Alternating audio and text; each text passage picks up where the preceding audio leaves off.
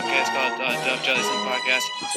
He probably doesn't remember this at all. Yeah, we work together. It's easy. This is kind of real. Like, holy shit. And so it's really cool to get to be a part of that. Hey, you know how it is, Dub. Hey, when you now tune into the biggest ever. We're not here just to take part. We're here to take over. I don't remember that. That's crazy. What's up, everyone? We're back with episode 159 of Dove Jellison Podcast. Today, a very special guest, performance mindset coach, former Harlem Globetrotter, and a returning guest on the podcast, Derek Grant. DG, how are you? I'm doing well, Dove. How are you, man? I'm doing great. Thank you so much for coming on. I know we're going to talk about the Dizzy Runs Pro-Am here in a minute, but what else have you been up to since we last spoke in November? Oh, my gosh. Has it been that long? Wow. Man, I don't even know where to begin, man. Right now, the big thing right now is I'm in the process of developing a DG Mindset app. It's almost finished. It's basically a way for me to continue to help and reach people. Unfortunately, there's only one of me.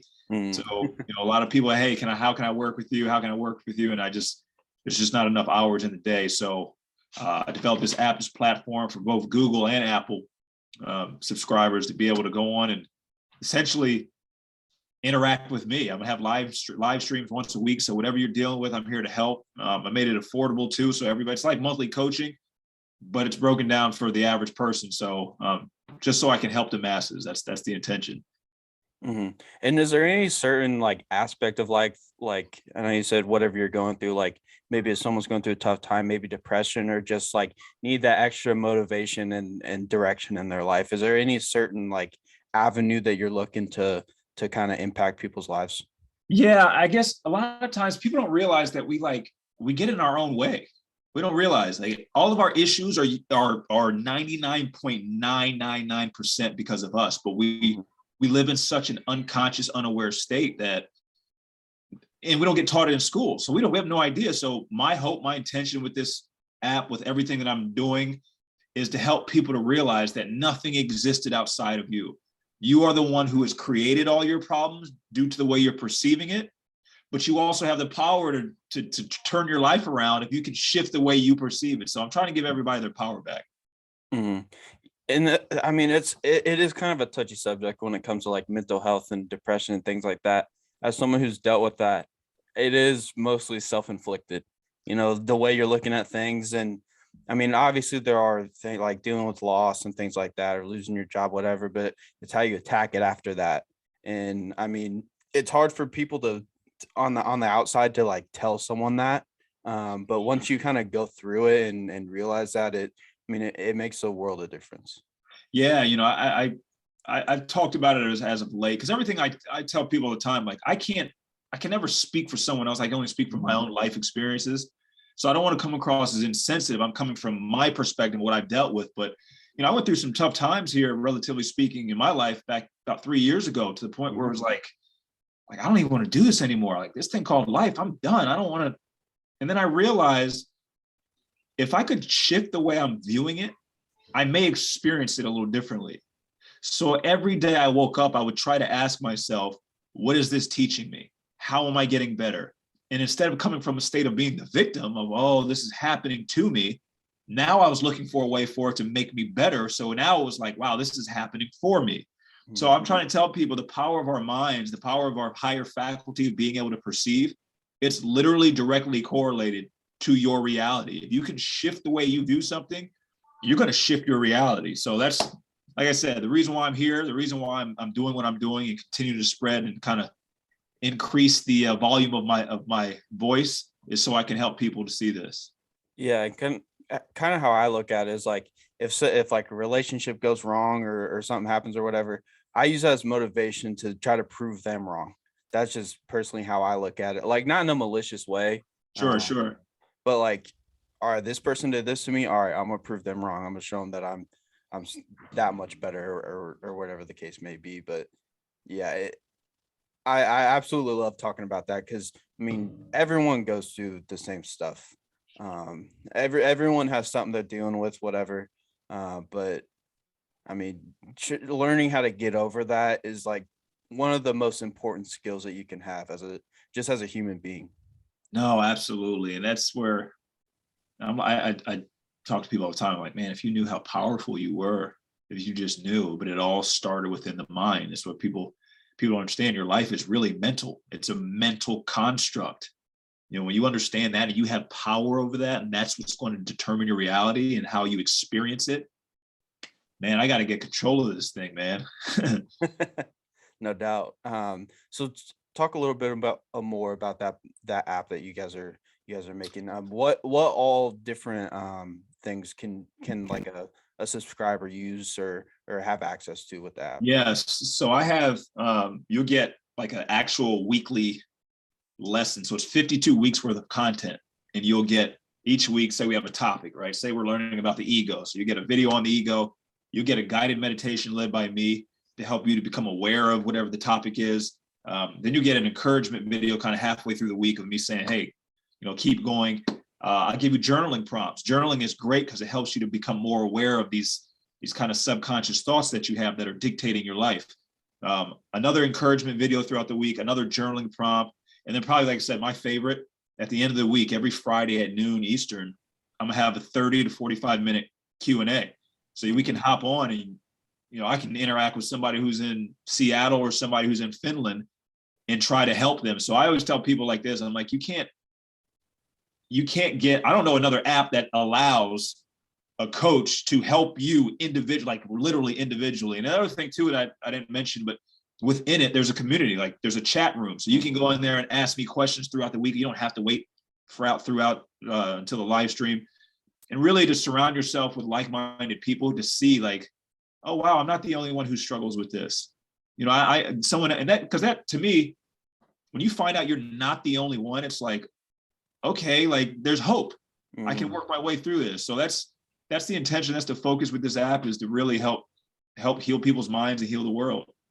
Yeah, and everyone's trying to find that community, whether it be, I mean, religion or like political views, or just like-minded people that they want to hang out with and stuff. But yeah, community is super important as well. How much do you journal personally? You know what? I used to journal regularly, like all the time, but I got to such a level of awareness now that I don't have to journal. Last time I journaled was Friday, right? I could feel like I just didn't feel myself. So I just sat down quietly with myself and just started writing down everything that came to me. And the thoughts that I was having was like, it was playing in the background. I didn't realize, and this is why I was feeling like in this lower state, but journaling helped me to bring awareness to it, to see why I was feeling this way. And because I had the awareness, I can fix it and work through it. And then, you know, 45 minutes later, I felt like my old self again. I felt normal. Mm-hmm. When you kind of like had this realization that you could do this and that this was your calling, did you imagine that it would kind of come this far and you do all these different things that you're doing now? You know what? It's going to sound weird. I didn't know exactly what it would look like, but I knew I could get there. And I really don't feel like I'm there yet. For what I have in mind, you think I'm nuts. Like I'm thinking like, but I've always been this way. My mom used to always tell me it doesn't matter what anyone else thinks. It only matters what you think here. So I've always kind of had this like huge imagination, I can do anything. And to the point where, you know, some people thought I was crazy when I would voice it publicly, but I don't know. I've shifted my focus, my intention, and my attention to, I just want to help. I just want to help people. If that looks like, you know, this right here, if it looks like, you know, I'm in front of 10,000 people in an arena, it doesn't matter what it looks like. I just want to help human beings remember what they are capable of before we all forgot. Mm-hmm. I mean, what kind of speaks to you about that process and seeing results for clients or just people that you come in contact with? I don't know. The analogy I give is like, you know, when you go to eat something really good and tastes so good, you're like, yo, like you want to give it to somebody else, mm-hmm. Let them taste it. That's how I feel like with my life. I would hit at such a rock bottom so low, and I was able to help get myself, and I had people help me get up to a place where it's like, oh my gosh, if you could feel what I feel in life, and I know how to teach you to get there, I got to let you see this. I got to let you experience it. Because you start to realize, because I get to get it behind the scenes and in a lot of people's lives. Man, you don't realize how many people are struggling and suffering from the same thing, no matter how much money they have, no matter how it looks on the outside. When they get behind the curtains, like they struggle with worthiness. They don't think that they're good enough. All the same thing. So I really just want to help people see that, hey, you're enough as you are. You didn't need the money, the house, the cars, and all these things to make you feel like you're enough. You first had to realize that you were enough on your own.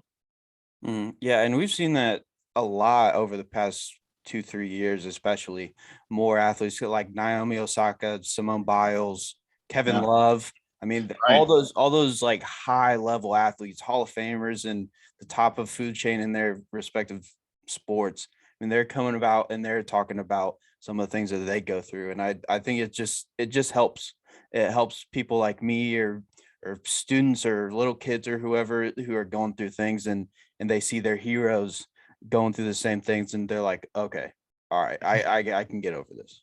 Yeah, no, they're my mom used to always tell me they put their pants on just like you do. Mhm. Yeah. And then what kind of interactions do you have with your clients or followers? Yeah, I always try it at least once or twice a week on my social media. I always put on there on Instagram on my story, ask me anything. Mm. And I do this, one, because A, I want to help, but two, I want people to start to see, wow, that's the same question I would have asked. Maybe I didn't have the courage to ask it publicly and put this on his story, but this is the same thing that I'm wondering about. So I always do this because it helps give basically a general or vague understanding that we all are from different walks of life, but we all have the same issues. So if I can answer Michael's question in Seattle, that may help Brittany in New York, who was scared to ask it, but she had the same issue. So interacting with people on social media has been something that I've been trying to engage in more, but then also like one-on-one coaching it's more impactful, but it's just, the reality of it is it's just one of me, and I can only help one at a time. So like now, like I said, this app, whether it's speaking, doing retreats, I'm doing retreats now of helping more people at one time than just kind of one-on-one. Well, I got to give you credit because I've become good friends with Jordan Delks and Courtney Delks. Oh yeah. And I know you guys work together sometimes, and he talked glowingly of you when I had him on. And now he's doing kind of the in the same realm. I haven't talked to him about it too much, but I mean, what was that like to see someone that you're tight with kind of doing the same thing and following your footsteps? Yeah, no, Jordan and Courtney, they've been amazing. I mean, just salt of the earth, man. Just great people, great human beings. And to see Jordan, I mean, where he was a year ago when we first started, to seeing the work that he's done on himself, right? Because the reality of it is, it's uncomfortable. It's hard. The hardest thing to do is to fix yourself, right? And go into the depths of your soul and the darkest places and heal traumas and deal with stuff like that. To see him do that and to see him where he is now, I always say when the student becomes the teacher, this is when I sit back and I watch. So it's been cool to watch him, his evolution, his process. And I tell him all the time, he's just getting started. Mm-hmm. And you guys have an AAU program together, don't you? Well, he has his own Compete Train Academy. I've been coming in doing mindset coaching with it. So kind of as I guess you could say a consultant coming in and helping with his program, but it's been great. Yeah, they're going fast too. I mean, they got Lou Jack out there, Mason Gillis, and it's been cool to see it too. It's awesome. Yeah. And now this is something I want to talk about, and this isn't, I don't want you to think this is me saying this is you, because if it was you, I wouldn't have you on the podcast. But there's a lot of like motivational speakers and things like that. They get kind of hate online, and they're like, well, these people, all they do is talk. They don't walk the walk. How do you try to live what you're actually talking about? Because I mean, in the brief interactions that we've had, I can tell that you live it. You're not just talking out of your ass and saying random, you know what I mean? Yeah. No. Those, I'm trying to think how to answer this. Those who know me, they know I don't speak until I live it. Mm-hmm. I won't say anything until I've actually experienced it. And then when I experience it, I can speak my truth because I've lived it. But I tell people all the time, don't listen to what I tell you. You have to go experience. You have to go live it. That's what the problem is with our society, is we take what somebody else has experienced and lived and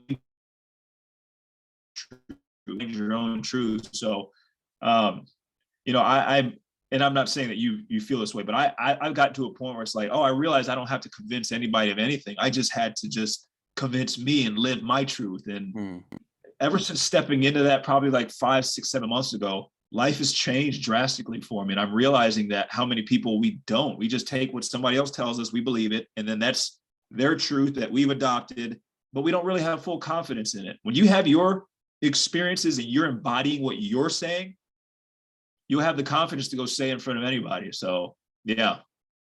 Now, when you were I know we talked about it last time you were on, but when you were going through that dark place, did you think before you had that realization, did you think that you'd get to this level of mindset and being in such a high place? I know it's a work in progress always, Sure. The mindset and how people live, but I mean, did you think that you'd be able to get to this level and kind of stay there pretty consistently?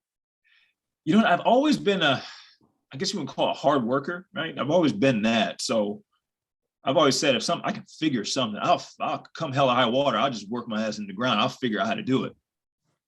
But what I'm learning is I've always, since I was little, had this insatiable appetite to learn, to the point where I build in my day an hour of what I call learning time, where whether I'm watching something, I'm reading something, I'm listening to something, I've always been a sponge for knowledge. And I'm learning now, having that appetite for learning plus working hard, you'll figure out how to reach your full potential because you don't know anything. My son just asked me the other day, he goes, "Daddy, how do you know so much?" I said, "I don't know anything. I know nothing." That's why I've gotten to this level, because I really think like I want to learn more. So that's always been my attitude and my outlook on life. I just didn't realize it until I hit rock bottom, and that's what I fell back on.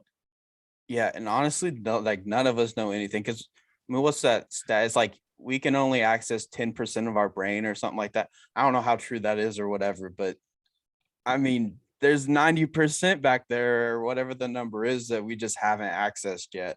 I mean, we can all learn plenty of things, you know.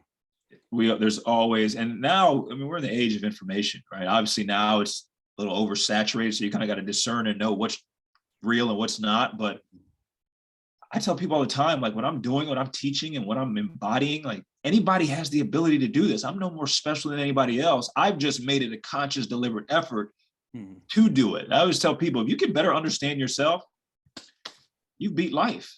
That was it. You were just here to realize yourself and understand yourself. So that's my goal. That's kind of my focus here for the rest of my time while I'm here. No doubt. And I mean, you're doing a hell of a job. I love seeing everything you put on social media. Thank you, man. I try to live by that. But all right, we got to talk about Dizzy Runs now, because this is something special coming to Indy.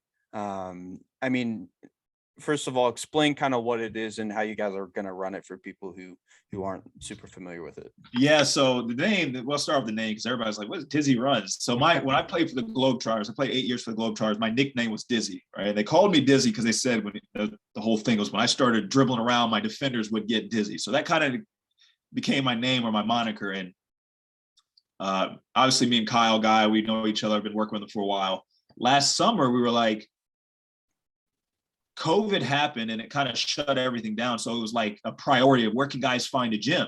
Mm-hmm. So I became good friends with Eric Shellhammer, who's the director of basketball operations at Mojo Up Sports Complex up in Noblesville. And we started talking, and Kyle got together and we're like, what if we have like basically like these lunch runs at 12 o'clock noon twice a week, and have these guys come in, all the highest level players that we know, have them come in and play for an hour or so. NBA rules, running clock, shot clock, everything. And it started off with that thought, with that dream. And then it just kind of gained steam from there. And then as we started going, we were like, what if we take this same model and turn this into a pro-am next year? And, you know, Kyle had some time this year and I had some time to really sit down and brainstorm. And Eric came in. Eric's a brilliant basketball mind, business mind. And we just kind of put this thing together, and, you know, here it is. I'm excited because a lot of people don't get to watch NBA players, and they don't get to appreciate, or even college players, how really skilled they are and how big they are. So I always tell people, anytime you get to watch talent this close, you're going to have a completely different perspective when you watch an NBA game on TV. Mm-hmm. And now I've never been over to that facility, but how big is it? How many fans or oh gosh, in there? you could easily fit 2,000 to 4,000 people in there. I mean, it's a 5-court facility. Mhm. So, and we're going to be playing on 2 courts. So there'll be plenty enough there. I mean, to the point, the EYBL goes in there, Under Armour comes in there, Adidas. So it's big enough to house them. I think it'd be big enough to house the Pro-Am. Yeah, I think Melo was out there a couple weeks I saw ago. that. Yeah, he was there. Yep. I mean, dude, for someone that's grown up in Indiana my whole life, seeing like LeBron was here a couple years ago and Melo and all these dudes coming in and all these high level recruits coming in and playing in Indy, it's special. It is. And that's our focus. That's our goal. I mean, we got some verbal commitments. I'm not going to say yet who, but we got some pretty big name guys in the NBA that have committed to coming and showing up and playing. So our goal is to, you got the Drew League out west, out in LA on the West Coast. Our goal is to get the Dizzy Runs Pro-Am to that level where, we have title shoe sponsors, and this is like the place for basketball where people come in and play. Now, are those names different from the ones that got announced in that article? No, so yeah, those are the names. We're working on some other guys, and I tell people all the time, I'm not from Indy, so yeah, I feel like I have a different perspective of Indiana basketball. I'm like, I was in Seattle matter of fact, this weekend I was watching a client of mine work out, and then Paolo Banchero from Duke was in the gym working out. And I realized, I'm like, we were talking about Seattle basketball versus Indianapolis basketball. And I'm like, man, Seattle's got some hoopers, but I'm like, Indianapolis has some players some guys that maybe didn't make it to the league that are playing overseas that can really go. So I'm excited for, this area to be able to see these guys who maybe aren't household names, but who have real talent, can play. Yeah, I think Indy, we haven't had like the huge name, like we had Greg Oden, Eric Gordon, they were number 1 overall recruits and things like that. But like overall, I feel like, I don't know which state would have like the most like high level guys, but like across the board, I think Indiana can compete with anybody. No, I agree. And obviously you look at California, I think California has the most guys, but I mean, the size of California, you look at Indianapolis, it's really not a big city. And yeah, it's up there as far as talent. I mean, my son's 9 years old now, and he's playing, obviously he's with Team Teague, and we got to go to Fort Wayne this weekend. So we're in the thick of it. I'm like, man, I lived in Florida, I lived in Louisiana, I lived in New Jersey, I lived in New York. There's nothing like this at this age. I'm like, this is why these kids, by the time they're seniors, are so daggone skilled. Mm-hmm. And you look at some of the classes that have kind of come through in Indy. I mean, like that Mike Conley and Greg Oden class, insane. And then I think that next class was better. It had Eric Gordon, Jawan Johnson, Robbie Hummel, Moore. Yeah, that was a good class. And then I think it's down between like 2007, 2012, I believe. I was one with like Gary Harris, Glenn Robinson III, Yogi Ferrell, all those guys. And then 2017 was loaded too. 2017 was stacked. Yeah, no. Insane. Yeah, no, there's definitely some hoopers in Indiana and the Indianapolis area for sure. Mm-hmm. So, I mean, are you guys going to try to target some, I don't want to say lower level guys, but guys that don't have that name brand of like a NBA All-Star or whatever the case may be? Are you guys going to try to target those and try to help give them a spotlight as well and play in this? Yeah, no, for sure. Because, the reality of it is you got 6 teams, you got 10 guys on a team. You're not going to get 60 NBA guys. So this is why, we get 2 or 3 NBA guys per team, 3 to 4 pro players that play overseas that really don't have that platform yet. Get some really high level college players out there. Our goal is to lift up this basketball community and get it to a place where people can start seeing like, wow, there are real athletes here who can really put the ball in the hole and can really play. So that's our focus. That's our goal. And, it's exciting to see this first inaugural year to see how it's unfolding, and the buzz is starting to pick up now. Yes, sir. No doubt. Hey, I'm for sure going to be there. I'm going to try to make it out to a couple of the weeks. But I mean, for when you guys were meeting and kind of brainstorming, how did it all come together and culminate into what it's become now? Yeah, we just wanted to, Kyle's really and not that I'm not, but he's like, his real focus is always giving back, right? He wants to give back to his community. So this was the intention. It was like, look, let's just, because over COVID, you know, we heard of gyms would be open and guys would charge for open runs, like $5 to come play. I'm like, since when did we charge to play basketball, right? Mm-hmm. So when we had our open runs last year, people were like, how much do we have to pay? I'm like, you don't have to pay to play. This is the game. Like this, you don't have to pay anything. So we came with that thought process is like, what can we do to create a way and get sponsorships and do everything so guys could just come and play for the love of the game? Because that's when the game thrives, when guys are just playing because they love it. So we've been fortunate enough to have some great sponsors. Admission is free, so people can come in. This is strictly for the love of the game. And I always say when love is involved and the heart is intertwined with it, this is when things unfold in ways that you could have never imagined. So we're hoping that this Pro-Am does the same thing. Okay, I'm surprised by that because if you go into like what's the one off 37? It's the gym for AAU. Oh, the field house. Best place. They charge like $10 to get in for like men's leagues games. Like one of my boys was playing there, and he was like, "Hey, you want to come watch me?" I was like, "Sure." I mean, we ain't got nothing to do. They were trying to charge me $10. Yeah, it's crazy. Yeah, insane. So, we went to my son's game last week, and it was like $50. Like for me and my wife, I'm like, man, it's crazy. You do enough of this, you got to take out a loan just to be able to go watch some basketball. I mean, you can get Pacers tickets for less than that. It's crazy. I know. Especially now because they were struggling last year, but still. I mean, yeah, no. So that's why we just were like, man, look, let's just have fans come out who maybe wouldn't have the opportunity to see guys this good up this close. Let's create a space where they can come and do that. So that's kind of the focus with this Pro-Am, is to bring the community together, like using these people's platform, using the game of basketball to bring everybody together where you can come out for 2 or 3 hours, you know, once a week and just enjoy and just have a good time.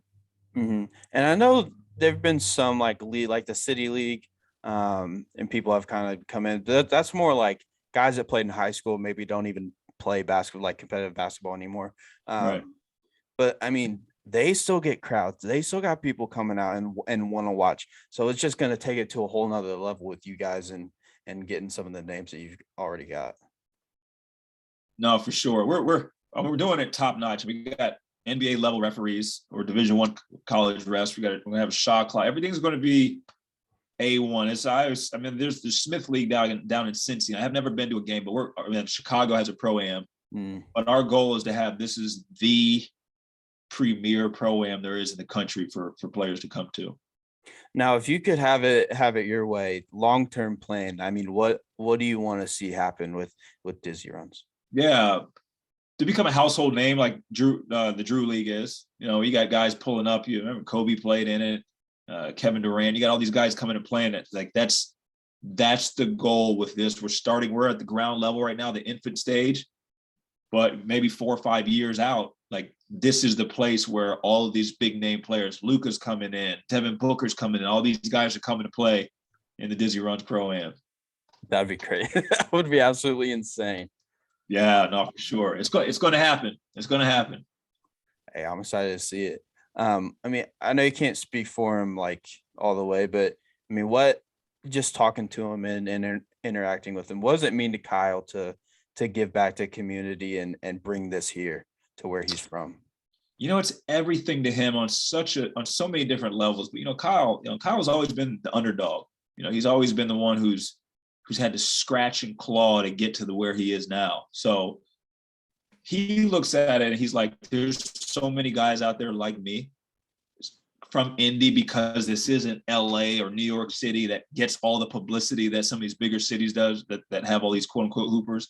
He was like, man, if I could just help give them a spotlight on a national level, even on a regional level that they wouldn't normally get, let's do it. So to know Kyle, this is his heart. His heart is always to give back. Kyle will give you the shirt off his back before he even takes a shirt for himself. So this Pro-Am is embodying his energy of like, yo, let's help out whoever we can, whether it's the fans, whether it's, you know, guys who are looking to play overseas. who just need that extra, push to say like, look, I played against him and I had this much against him. This is Kyle's focus and our focus together. Yeah, Kyle's a man. I mean, I think it's his second golf outing for his foundation here in Indy. And then I think that's in Noblesville as well at Purgatory. Yeah. I mean, but he's super involved. And even though he's not even living here, he still has that. I don't think he'll ever forget where he's coming from. No, Kyle's the most humble, grounded, down to earth person you'll ever meet. Sometimes to the point where I got to remind him, like, hey, buddy, you gotta remember who you are, right? But this is just him. So when he approached me about it, it's like, hey, what do you think about this? I'm like, dude, yes to everything. You don't even have to ask any more questions. Let's figure out a way to make this thing happen. And then last thing I want to talk about, conference finals are going on right now. I don't know how in tune you are with those. But Warriors just went up 3-0 last night, and then you got a really good series between the Celtics and Heat. How much you've been watching that, and what are your kind of takeaways? I haven't had it. I watched the Celtics. I watched the first game between them and Miami, but I haven't had a chance to watch the Warriors. But just from watching, I mean, the Warriors are the Warriors, right? You got Steve Kerr does an amazing job of making them a cohesive unit. And because you have so many different weapons, you have guys who bought into their roles. Like, I mean, Draymond Green's going to go up there in terms of buying into what his role and maximizing it. You got to put him and Dennis Rodman up at the top. Like so my point of this is I'm selfishly, I want to see Miami. I have a buddy of mine who's an assistant coach for Miami, and I want to see them play the Warriors in the finals. But the Warriors, man, they're a different breed. They're a different breed. When you got Clay and you got Steph, and then you got Draymond and Andrew Wiggins and Jordan Poole. I mean, Jordan Poole is like, he's next. He is up next. So they're going to be hard to beat. Yeah. I mean, it is nice to not see like one of the super teams, quote unquote, or whatever. Like this is like one of the most wide open seasons the NBA has had in the last 10 years. Yeah. I mean, ever since LeBron went to Miami.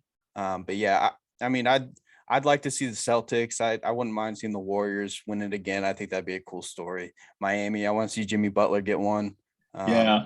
I mean, I'm not going to be mad if anyone wins, honestly. I'm just sit back and enjoy. And the cool part of it is, it's like you said, it's not really like super teams, but it's like you got Jason Tatum, you got Jaylen Brown. I mean, Jimmy Butler, Bam Adebayo. Like these are like, there's up and coming superstars that are on a stage that maybe the common man wouldn't normally watch. So now like they're going to get the exposure that they rightfully deserve. Yeah, no doubt. And I'm gonna wrap this thing up here. I know I gotta go soon, but thank you so much for coming on again. Like I told you, I love seeing everything that you're doing. It's inspiring for me, and it's special to the city. No, I appreciate it, Dub, and man, keep going, dude. Keep going, keep doing what you're doing. I can see like everything expanding and unfolding in your life, man. So I don't know what your goal is, what you're trying to get to, but if there's any way I can ever help, please don't hesitate to ask me. Well, I appreciate that, man. All right. Have a good one. No problem. Cool. All right, you too. See you, Dub. Bye.